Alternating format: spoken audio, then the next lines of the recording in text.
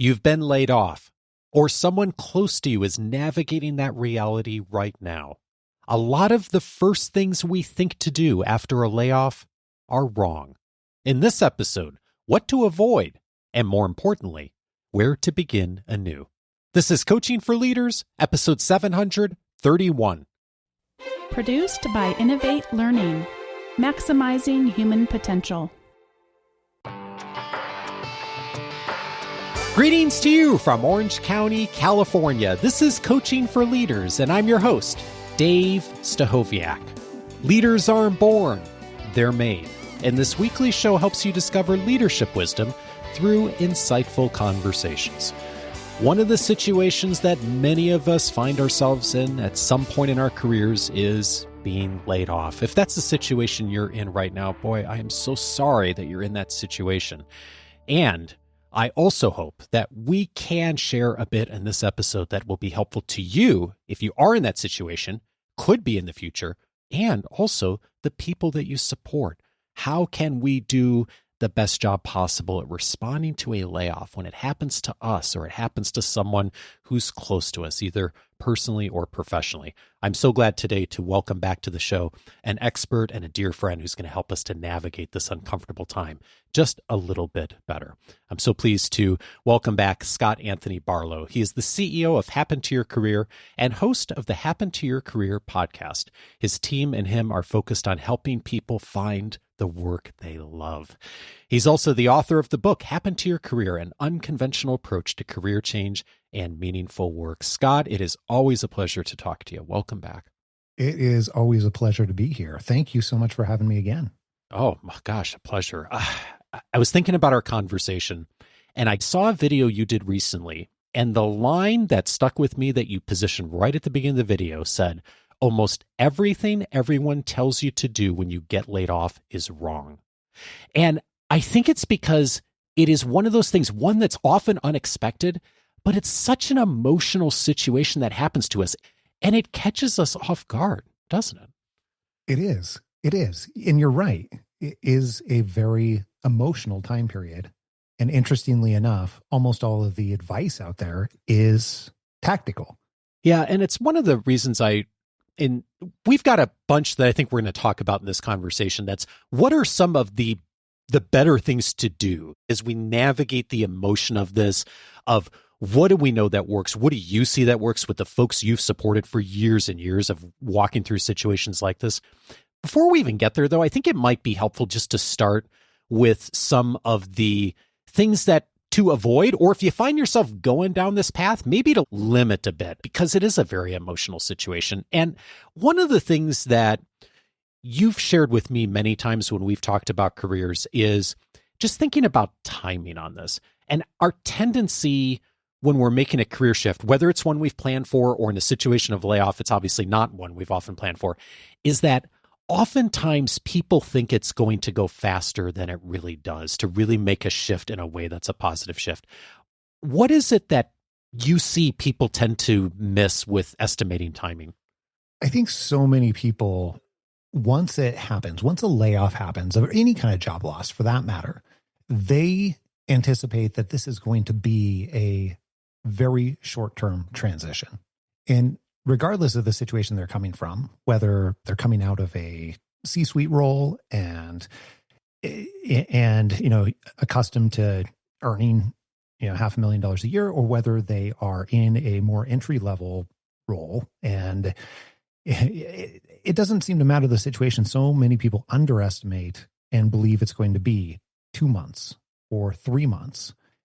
For most people that are looking at what I'm going to call an easier transition or a more straightforward transition, those might be 90 days at a bare minimum, and instead closer to 6 months. However, once you are into high income earning type of situations, or you're looking for a very specific type of role or situation that doesn't come along every day, or even maybe has to be created at a certain organization, then, we might be looking at a 9-month or 12-month or 18-month transition.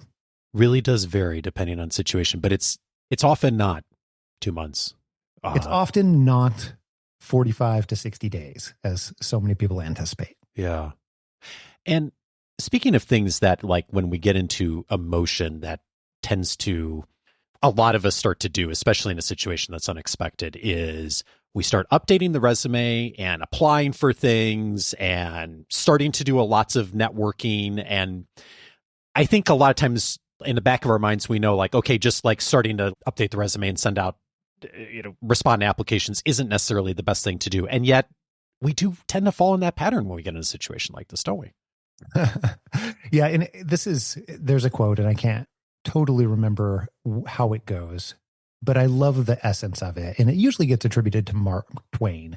And it's something along the lines of, when you find yourself on the side of the majority, it's time to pause and reflect. And I think that that's true here. Anytime you find yourself doing what everybody else is telling you to do as it relates to job search, career change, moving from a layoff, whatever it is, usually it's time to pause and reflect. And most of the time, there's a better way.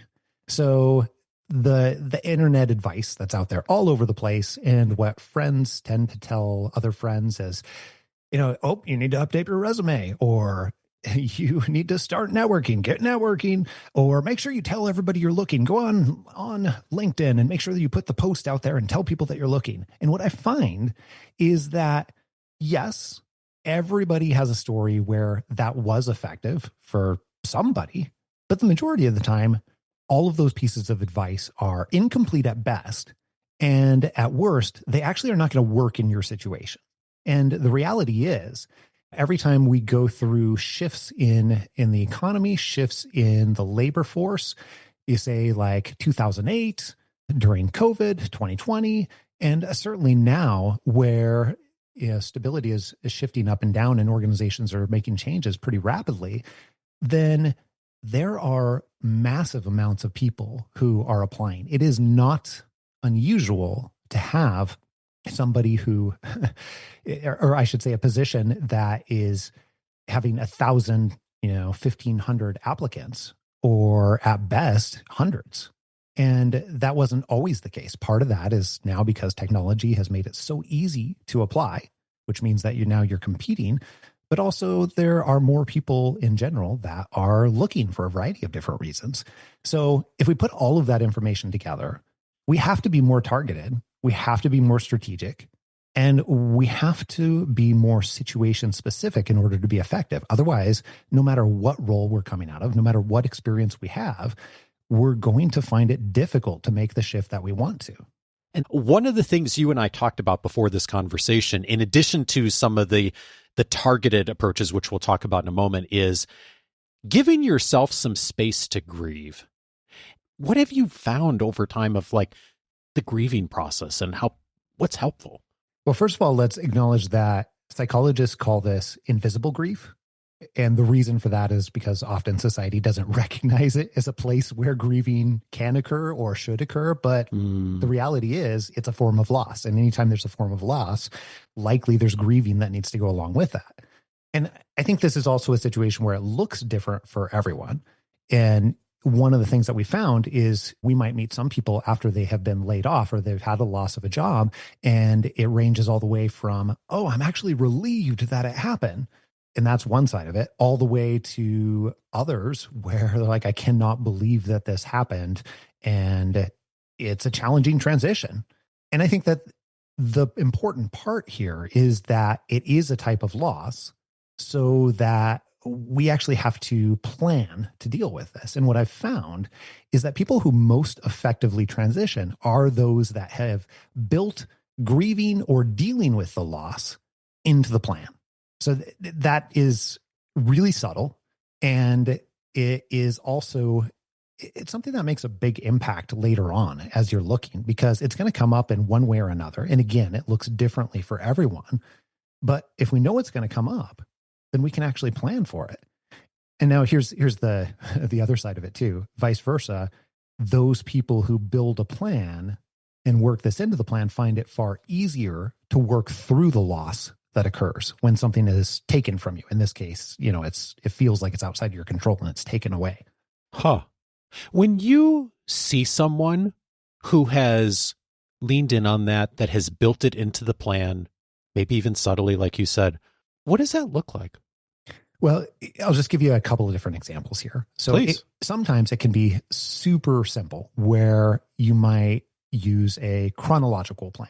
And what I mean by that is, let's say that, well, I had a situation where I had a job loss and I lost my job it was September. And so let's just say that happened, September, and my plan then becomes, okay, for the next 2 weeks, I'm going to do nothing. I'm just going to deal with the fact that I was attached to this job and it pretty much was my identity. And I'm going to reconcile with that. And I'm going to build in the next 2 weeks to not do anything. But then from there, I know that the week after that is where I'm going to start the work. And then the month after that, I'm going to move into contacting other people. And the month after that, I'm going to work on arranging interviews. And the month after that, I'm going to, and you can build out a plan that way. That's one example where we have that chronology of here's where we're going to allow the space for grieving. Now, the challenge with that, of course, is since it's so different for person or by individual, then we don't necessarily know exactly how long it's going to take. So another way to be able to deal with that might be allowing buffer at some of those beginning stages. Or, for some people, like we've worked with some people where they're like, hey, I'm accustomed to earning this amount of money. I got this amount of severance, but that only leaves me 7 months to make a transition. So that means that I need to be working on this now. And the way that those people might work through this is they might do some initial work to begin planting seeds so that they can begin a job transition. But then as soon as that's done, maybe let's say it's 4 weeks into the process, then from there, they're allowing themselves space to grieve. So it doesn't have to be done one particular way. What's the important part here is that we are creating a plan that is fitting your situation to allow the grieving to happen, because we know it's going to come up. Otherwise, it's going to come up as sabotage accidentally later on in the process. So build the time in, build the space in, or build the buffer in. And then that will, even though it seems like it might be taking time away, it actually allows you to go faster later on. Another key invitation you make to people is, when thinking about a layoff especially, this didn't happen to you, it happened for you. And thinking about that mindset. Now, obviously that along with the grief part, right? I don't think any of us are suggesting that like we look at every layoff like, oh, this was the greatest thing that ever happened to us, right? But there is something about at some point through the grieving process of coming to reframe how you're thinking about things and tapping into the creative parts of your brain a little bit more. Tell me about that and why that thinking is so important. Well, I think there's a tendency to say the mindset piece is a luxury. But what I see is those people who are making the most effective transitions after a layoff are those people that really embody that idea that you're talking about, that this happened for me. The reason that this happened was actually a good thing. It was almost a gift, which I know it's a really strange gift to think about it that way. However, it becomes obvious that it's a necessity to think about it that way. And that's part of what allows people to be successful, is that shift in mindset. Not it's a nice to have on top of making a successful transition. What I find, and we don't have perfect data about this, but just observationally, we've observed that those people who have this type of mindset as they're transitioning, and we've been working with them, the sooner they get to this mindset, the sooner that they're able to shave months off their transition time. Huh. You and I we've had a lot of conversations about this over the years, but most of them have happened jokingly in, I don't know, whatever we happen to be talking about at the time. Like I might say something like, I'm going to choose to look at it this way. And the reality is there's something really powerful about that. And both just from a mindset piece, but also a physiological piece too, because this allows us to this type of mindset change and this decision allows us to harness the creative parts of our brain, which are more adept at problem solving, which anytime we're making this type of transition after a layoff, we're absolutely going to need access to those creative parts of the brain. Otherwise, every single thing that doesn't work out, maybe I go and I get turned down from several different final stage interviews. I could look at that as a potential negative that is world ending for me, or I can say now I'm that much closer and now I've learned something from that and I need to figure out how to maneuver past that in other future stage interviews. So it allows us to harness those pieces of our brain that are going to be most advantageous to us and going to do something for us versus putting up barriers. And in thinking of moving forward on that process, there are some tactical things that you find is really helpful for people. We alluded to this a bit earlier, but one of the suggestions you make for the folks you work with is hyper focusing on your targeting and getting really clear on where you're putting your time and your energy. For folks what is that, first of all? And then for folks who do that well, what do you see that works with that tactic? Yeah, I think this is the thing to focus on. I mean, we've already talked about some of the psychological elements here. However, if there's 1,000 applications for something, like think about just the statistical odds on that. And then let's also think about that poor recruiter or HR admin person or whoever it is that have to sift through 1,000 resumes. The reality is they're probably not.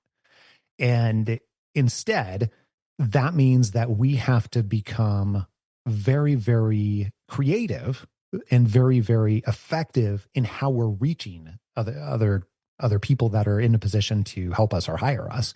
So in the form of job applications, what that means is that we have to make it an obvious yes within seconds for someone to glance at our application or glance at our resume and say, yep, this person checks all the boxes. Let's move them on to the next step.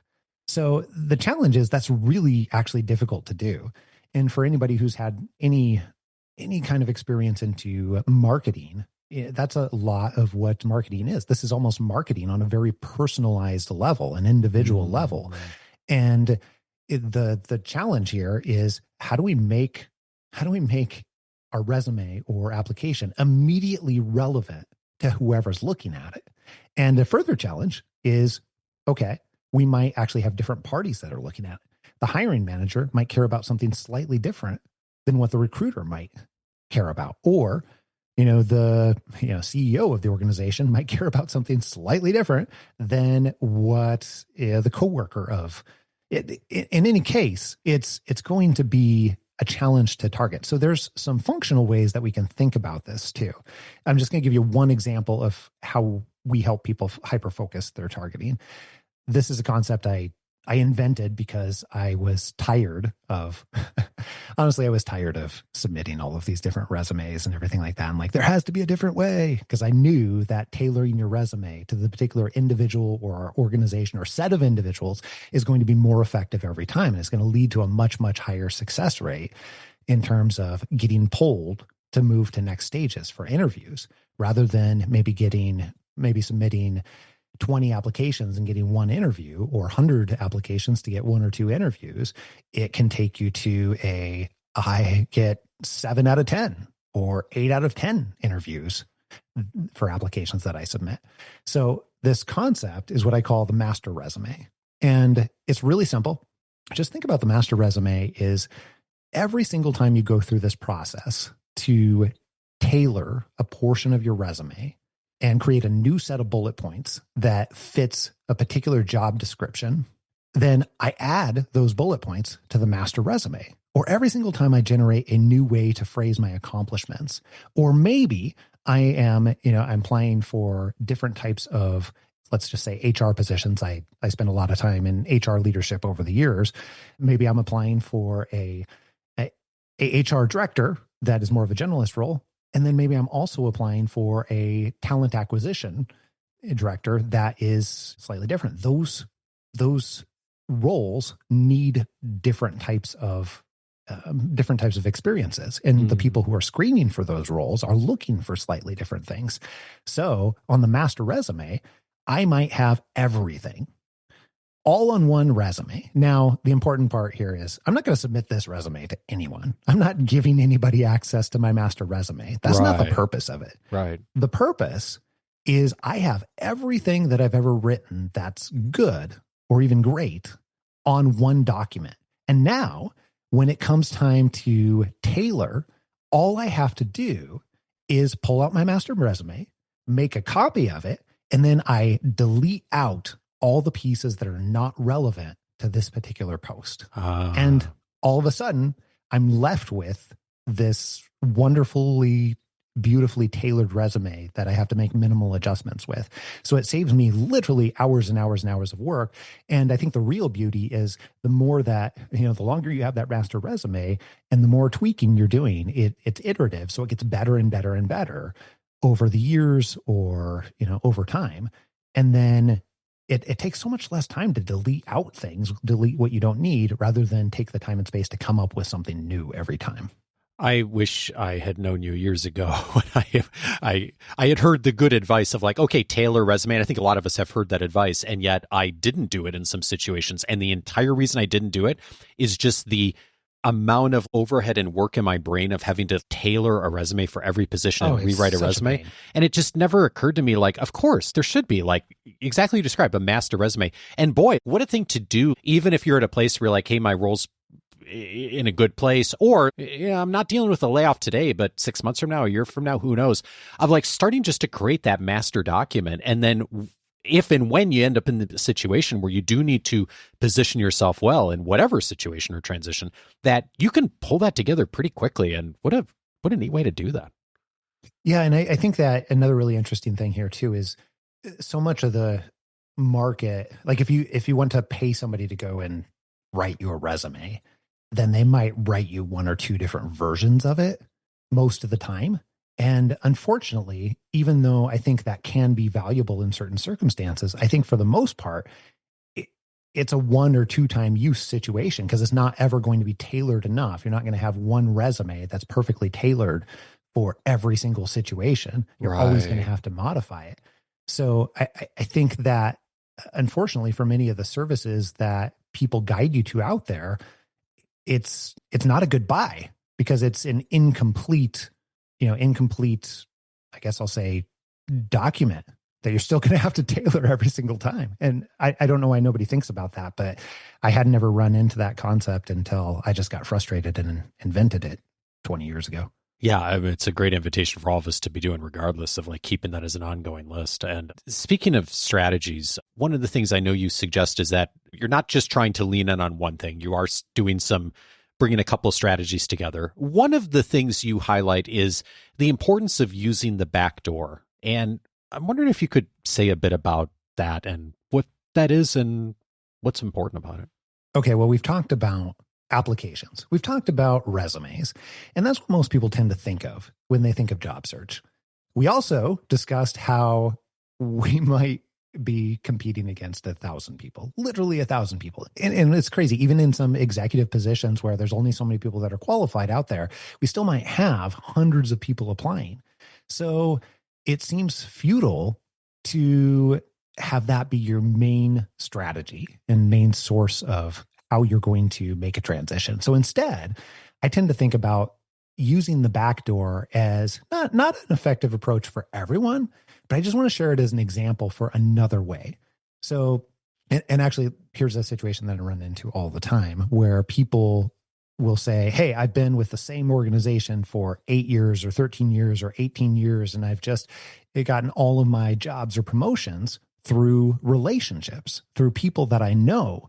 And then those same people will come to us and be like, I don't know what I'm going to do because I've not ever had to like go through a job application process and I don't really know anything about it. And what totally gets missed there is those people have been successful. They have a pattern of success, a track record of success in building wonderful relationships with people and having those lead to opportunities that are sometimes even created for them.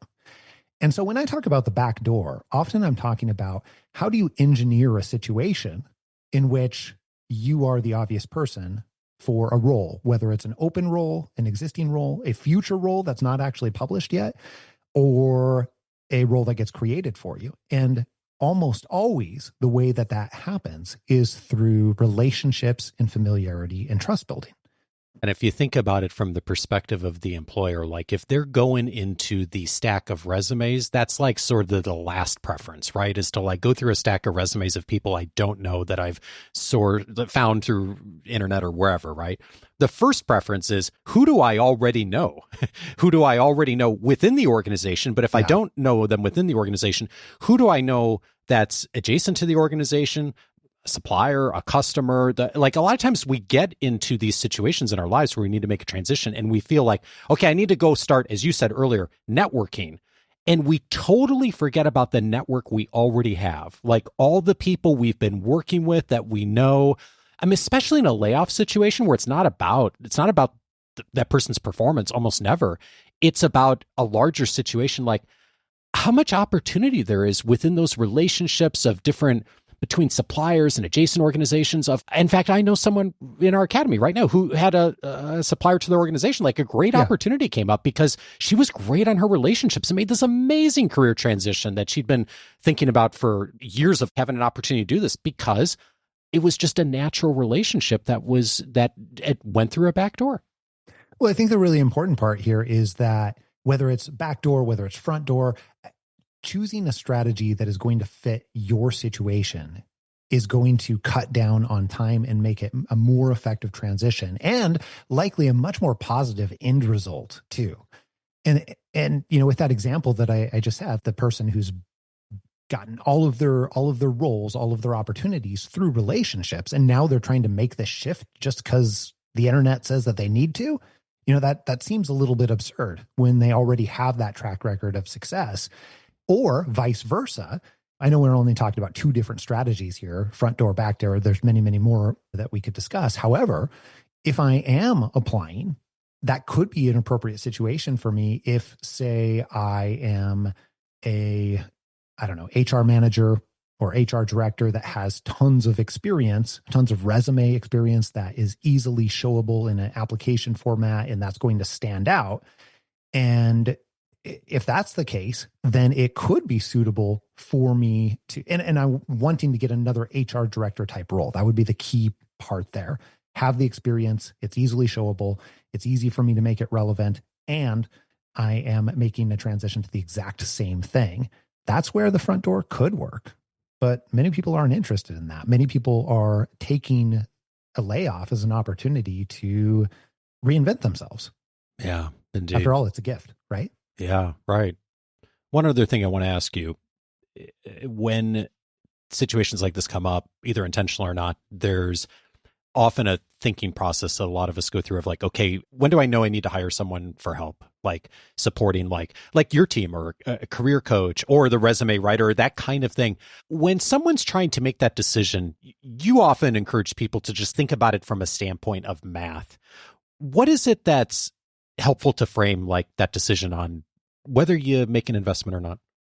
I tend to be fairly pragmatic. So I tend to lean on the math and the logical side. I do think that there is a case for choosing to hire someone because you don't want to make the emotional investment or emotional labor that would be required of doing it on your own. So there's certainly a case on that side too, but I do tend to lean on the math. And if you think about it, let's just take all the emotion out of it. Let's take all of the things that I tend to stand for, like getting people better aligned in a better fit situation that they actually love. They love the organization. They stand behind the mission. All those things are really valuable. But let's take that out for a moment. And let's just say that we're purely focused on, I came from a $240,000 a year situation, which equates to about $20,000 a month. Let's say that I get 6 months severance for that. So I'm covered for 6 months, but I also know that making a $240,000 a year change after a layoff, that could actually take 6 to 9 months on average for a lot of what we've seen.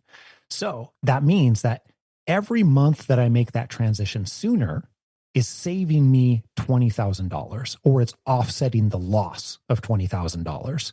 Now, most services and support out there, not all, but most services and support tend to be $20,000 or far less. So it becomes a no-brainer if I think that paying for expertise that's going to cut down my time by at least 1 month, potentially more than 1 month, that sounds like a safe bet to me.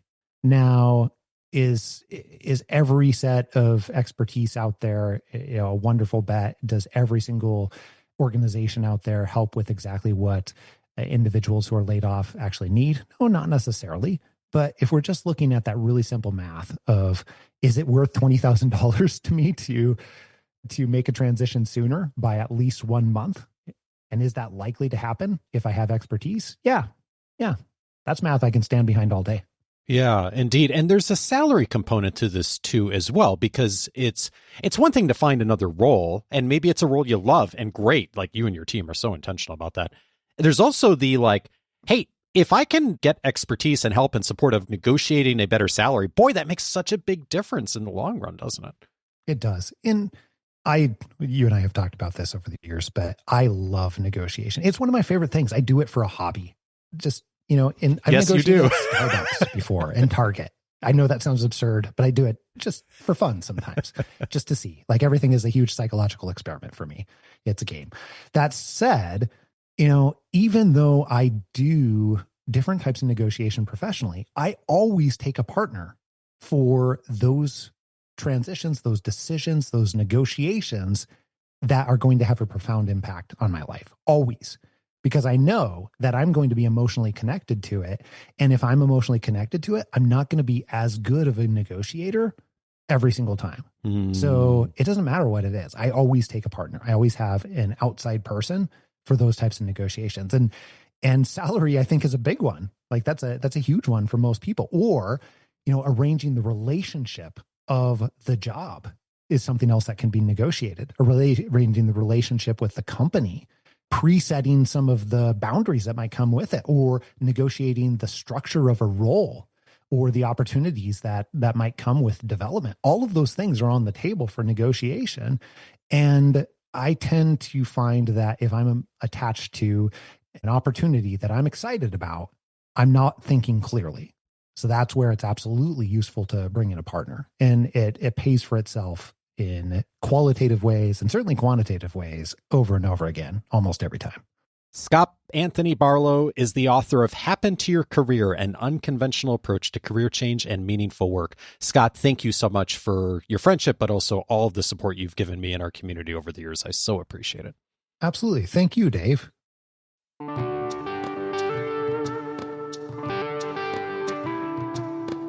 If this conversation was helpful to you, 3 related episodes I'd recommend. One of them is a past conversation with Scott, episode 424, Craft a Career to Fit Your Strengths. Scott and I are both big believers in leaning in on our strengths, both in our work and in our careers. And yes, as human beings do in our personal relationships, the more we can be intentional about that, the more we play to our strengths, the more happy we're going to be, the more successful we're going to be in our roles. Episode 424, a roadmap to start there. Also recommended episode 555, How to Nail a Job Transition. Sukhinder Singh Cassidy was my guest on that episode, a talented executive who's made many successful transitions in her career. We talked about that awkward middle part of you've decided to leave, you've announced you're leaving, either you're transitioning roles within the organization or maybe you're moving to an entirely new organization.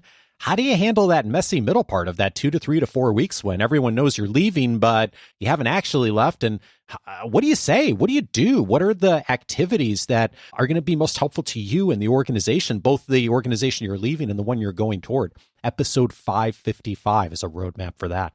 And then I'd also recommend episode 620, How to Respond When You Get Triggered. Sally Helgeson was my guest on that episode, and we talked through the very uncomfortable situation that almost all of us have been in an organization where someone's triggering us. Someone said something or wronged us in some way, and it's hurtful, it's painful. And how do we actually handle that situation? And one of the invitations Sally makes in that conversation is that sometimes it's really helpful to give the other person the benefit of the doubt, whether they're deserving of it or not.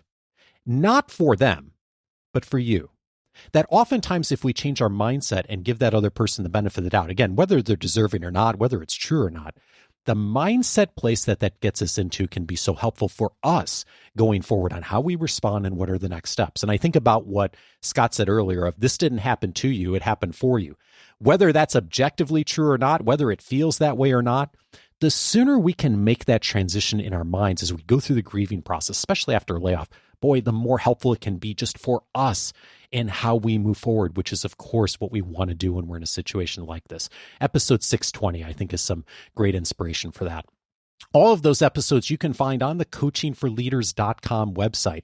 And if you set up your free membership at coachingforleaders.com, you're going to get access to a ton of benefits inside of the free membership, interview notes, book notes, all of our resources that'll be helpful to you. And plus, a new resource that I'm adding this week to our website that may be helpful to you. You know, one of the things that I have been so fortunate to develop over these years is some amazing relationships with guest experts who've come on the show, personal and professional relationships that have opened up for me as a result of hosting Coaching for Leaders since 2011. It's just been an extraordinary experience for me personally.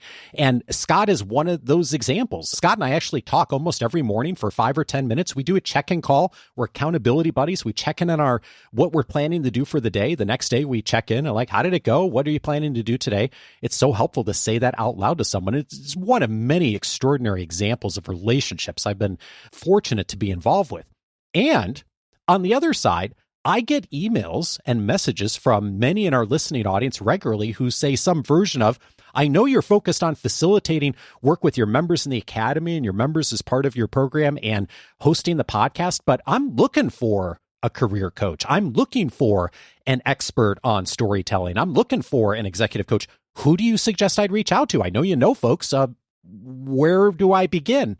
And I got to thinking about that recently, even though I've been doing a lot of that informally, that I should be much more intentional about that in our work of making those connections more effective and more intentionally. And so I'm beginning a very new expert partner program. We're going to starting to position the work of guest experts, folks that I have had the privilege of getting to know, oftentimes folks who've been on the show many times over the years, as Scott has, and being able to be more intentional of helping our listeners and members who are looking for those experts to connect them with their work really well. Details are going to be over at coachingforleaders.com/partners. And Scott and his team are going to be one of those first expert partners. And if you heard something in our conversation today about working with an expert or him or his team that you think would be helpful, I'd encourage you to reach out to him by going to coachingforleaders.com/partners. Certainly, if you're in the situation where you're experiencing a layoff, or maybe you know someone who is, and I'm so sorry if you're in that situation, and Scott and his team may be helpful, especially if the conversation at the end was useful to you of thinking about, when do you decide to hire someone? It's a tough decision when you're in a transition, and oftentimes an expert can be really helpful. But one of the other situations that Scott and his team often help people through is the feeling of being stagnant in their current roles. That often is the kind of folks that Scott and his team work with. Is they're in a situation where they say, hey, this has been a really great role for me, and I'm glad to have had it, and I've gotten a ton out of it, and it's helped me grow, but now it's time for something else. And I'm not seeing a lot of opportunities to grow more in this role, or maybe even in the organization. And that's one of the most common types of situations Scott and his team support leaders with is, okay, I know I probably do need to make a transition, and working with an expert will help me to do that. If that's of interest to you, go over to coachingforleaders.com/partners. Information on Scott and also starting conversations with other guest experts who will be part of our community is there. Again, details at coachingforleaders.com/partners. Coaching for Leaders is edited by Andrew Kroger. Production support is provided by Sierra Priest. Thank you as always for the privilege to support you, and I'll see you back for our next conversation this coming Monday.